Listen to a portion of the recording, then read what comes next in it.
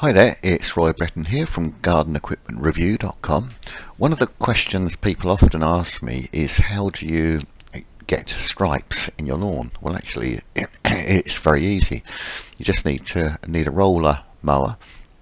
I would say that I always prefer a roller rotary for most people, unless you have a prize lawn or a golf course. This lawn here was a lawn I was cutting several years ago now, and this was just done with a roller Hayter Harrier mower. I wouldn't particularly recommend the Hayter Harriers now, but the principle works and it can give a good finish. You can see a few more pictures here of different lawns. Now, this one's sort of like an autumn lawn, to be fair, so it's not quite so green.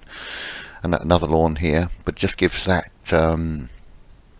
that extra finish that here in the UK with the British people seem to like it, and I certainly think a good striped lawn makes a garden.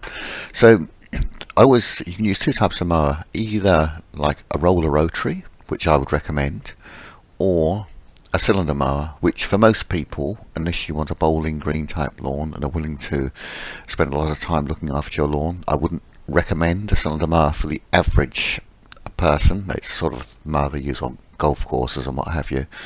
But for most people, and as like I said in the picture here, this was done with a roller rotary type mower, and there's some cheaper models on the market. I personally have at the moment, where are we? The pictures I showed you were actually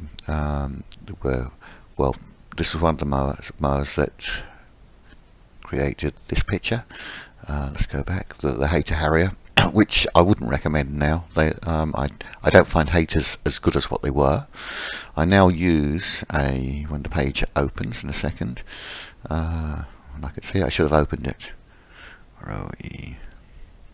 It's a Weibang. I don't know if you say it. I call it a Weibang. Yeah, this one here.